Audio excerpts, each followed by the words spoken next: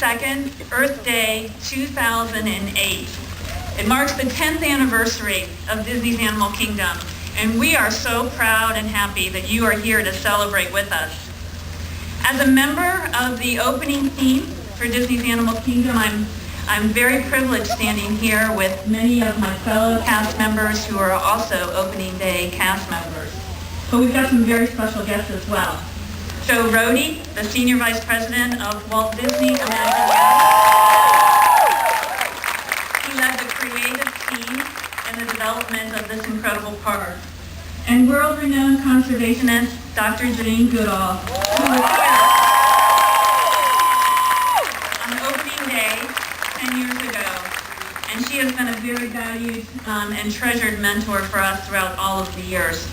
I'd like to take just a moment to reflect on what this park means to represented in one of Walt Disney's dreams.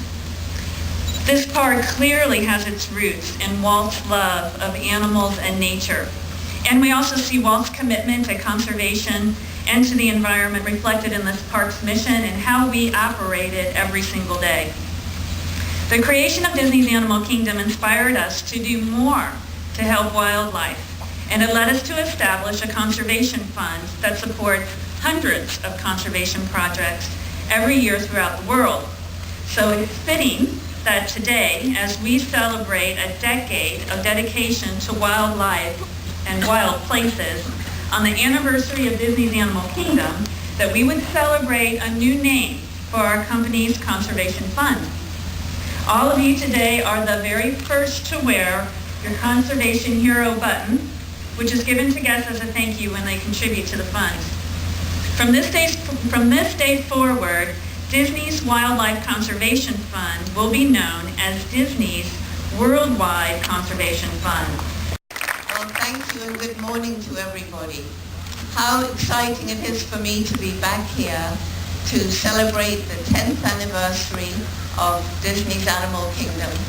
Having been here 10 years ago when the Animal Kingdom was first opened.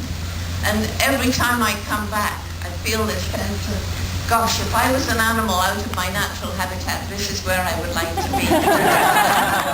I feel so grateful to the Walt Disney Company and to the Animal Kingdom and all its wonderful, hard-working staff for providing such an amazing home for these animals. I woke up this morning and outside my window there was a giraffe, there were some kudus, there were rowan, and all of them just enjoying the early morning sun coming through the mist. What a way to wake up. And how wonderful it is to be here with more than 100 young people and their mentors from our Jane Goodall Roots and Shoots Global Youth Organization and other youth organizations that share a similar philosophy. You see, away with a feeling that these animals here are special, that they deserve our love, our care, that we do not want a world where these animals vanish entirely from the wild places, that we need to conserve the wild places, and to do that we need to help people living in poverty in those areas. And all of those things are happening here.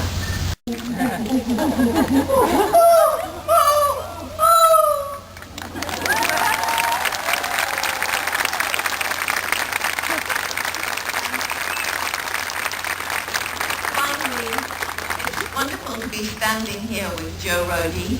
I remember sitting with Joe Rohde in the early days when the plans were being drawn up for this animal park, and now here we are today, more than 10 years later, side by side, Joe Rohde.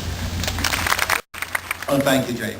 You know, the first time I heard Jane do her great chimpanzee vocalizations, I was a 17-year-old freshman in college. I had to sneak away from my job to go, watch her in the auditorium do this. And I never would have dreamed that, and one of my fondest memories of the opening day 10 years ago was Jane Goodall congratulating us on doing a good job. It's just really an amazing thing. Animal Kingdom now, 10 years young, millions of people have come through here and seen the things we've done.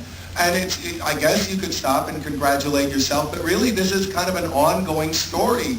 We at Imagineering and we of the Disney Company, we're storytellers, and anyone who's ever told a story knows you got to watch your audience, you got to tell the story directly to people, you've got to see how the story is working, you got to work that story.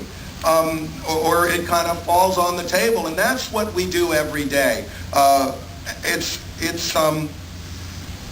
It's something that stays alive. It will change as we change. It'll change as you change. It's really kind of a storytelling relationship between us, the storytellers, and you, the story audience, that we build together every day as we experience the places around us. And what I particularly love about the stories at Disney's Animal Kingdom is that these stories are about real things that really happen with real stuff. You know, they say, a dream that you wish can come true, but really a dream that you strive for and sacrifice for and push for every day, that can come true too. And that's what we've done. We've done both here. So just as our work in creating exciting entertainment's never really done, so our work to conserve the world of nature that's the very heart of this story, that's never done. Just as we hope to bring joy and inspiration to our guests, we hope that they take that inspiration out into the world, see it every day in the living world around them, and act upon that inspiration. That's kind of the heart of Animal Kingdom. It is a place that isn't just a place that you come here, a little place surrounded by a wall, a little garden in the middle of nowhere. It's like the epicenter of an entire world of nature that's real, that's all around us every day, and that all of us can experience in every way. 10 years is really kind of a baby step for Animal Kingdom. We hope to grow older and wiser and younger at heart with each new stride into the future, none of which would be possible without all of you who come and enjoy the things we do. And so I just...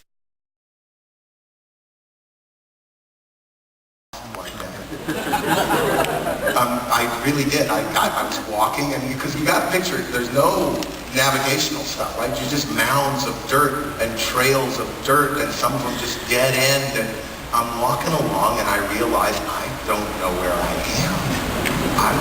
I don't know where I am, and I don't know which way I'm going. And I'm surrounded by sand and sand dunes, and I go to the top of the sand dune, and I just see more sand dunes. I just have to walk until I get to the edge, and then that'll tell me I'll walk along the edge until I find something. So it's amazing. Architecture that is authentic, that is African, but does not mimic the feeling of nature that we want to have when we go out into nature. And so that led us to the Swahili architecture of the east coast of Africa that indeed became the inspiration for Harambe. It is true that this is a real form of architecture that really exists along the east coast of Africa, but that's not why we chose it. We chose it because the geometry and the hardness and the whiteness and the cubic quality of that architecture sets it apart from this world of nature that we're going to go into, and will make that world appear more natural when we go out into it, because after all, it's not natural. It's a giant machine that we're building for keeping animals alive and moving thousands and thousands of people an hour in vehicles through, so it's got to feel like nature, not just look like nature, feel like nature, and part of the way we're going to do that is by managing the emotional sequence at the beginning.